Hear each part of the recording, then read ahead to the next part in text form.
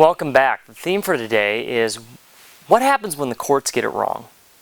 What happens when we get bad law? Is there anything that we can do about it? And it's not perhaps a surprise to people that sometimes the courts get it wrong. Our judges are human, they're fallible, and they make mistakes, and they write opinions that are truly in error. And it's the process, this long process of justice that we take to try to correct it.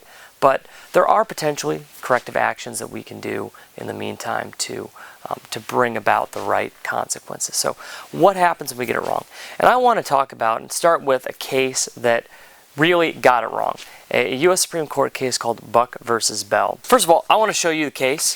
Here's what the case looks like. The opinion is 247 U.S. 200. And since this is early on in this program, I want to tell you about one thing about finding cases and how you know where they come from.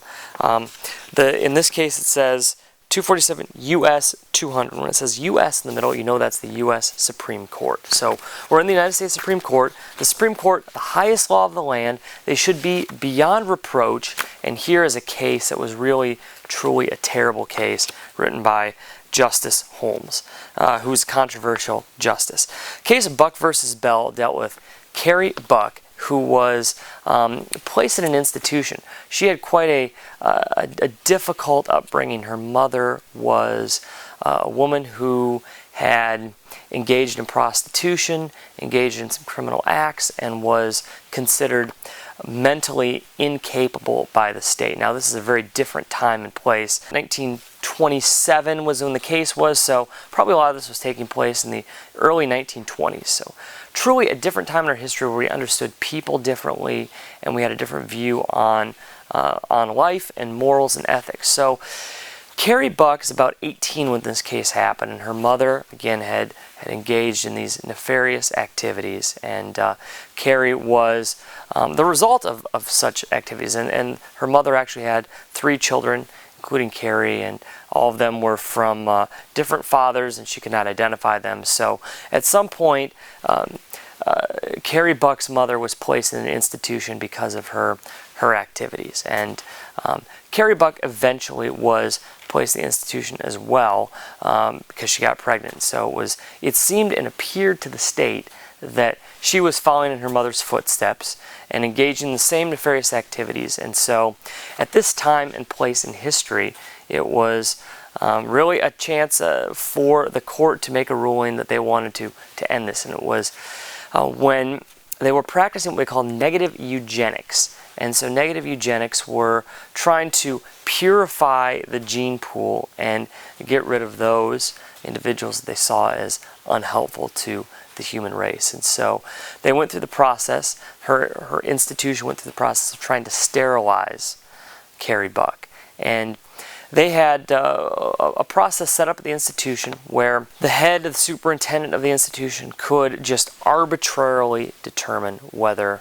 or not he felt that it was in the best interest of the state to sterilize.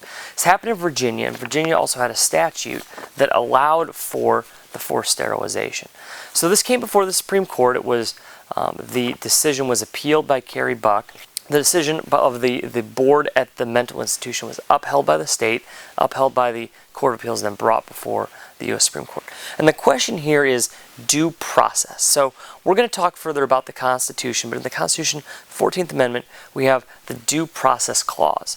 And that essentially says that if you are going to be denied some right of yours, property, to life, that there is a process. You are due this process of the law, which you can be heard, which you'll be judged by perhaps a jury, or given some ability to have your case adjudicated. What we want to do, the purpose of the Due Process Clause of the 14th Amendment, were to avoid the arbitrary taking of life, liberty, property from you. So, is this law in Virginia that allows for the forced sterilization of people for the betterment of the human race, is it lawful? Is it constitutional? That's the question that we're dealing with. I want to read a bit of Oliver Wendell Holmes' opinion opinion because it really demonstrates the thought at the time and how terrible this case was. So he writes this: Carrie Buck is a feeble-minded white woman who was committed to the state colony above mentioned in due form. She is the daughter of a feeble-minded mother in the same institution and the mother of an illegitimate, feeble-minded child.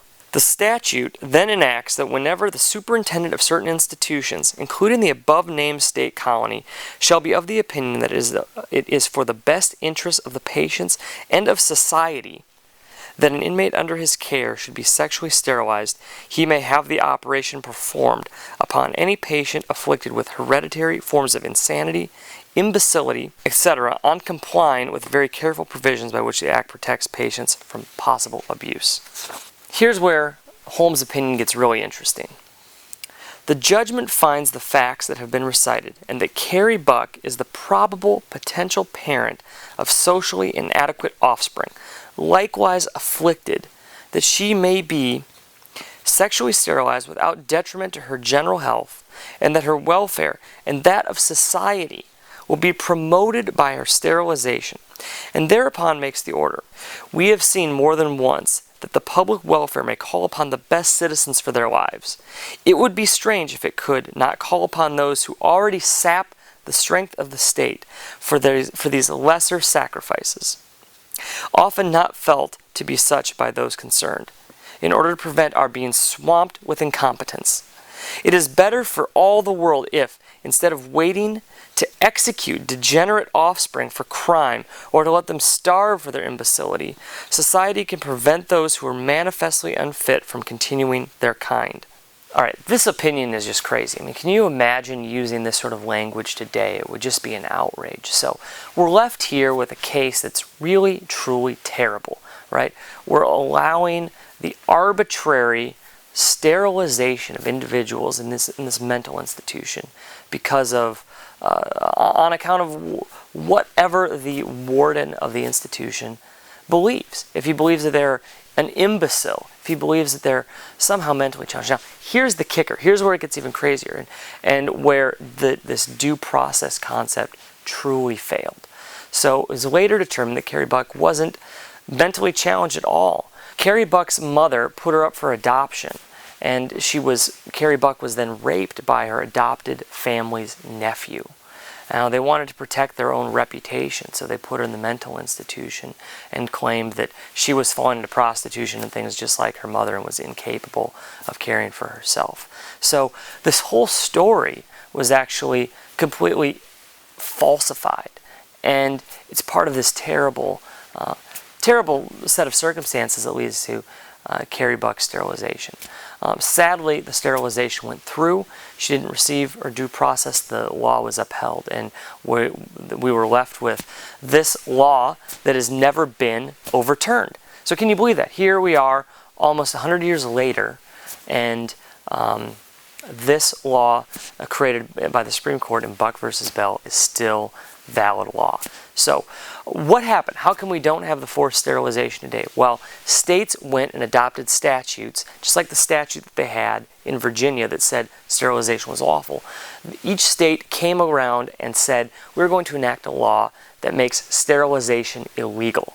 So we've ended forced sterilization in mental institutions to get rid of this. But the law stands. We found another way around it, and that was enacting legislation through statutes that could work around the law.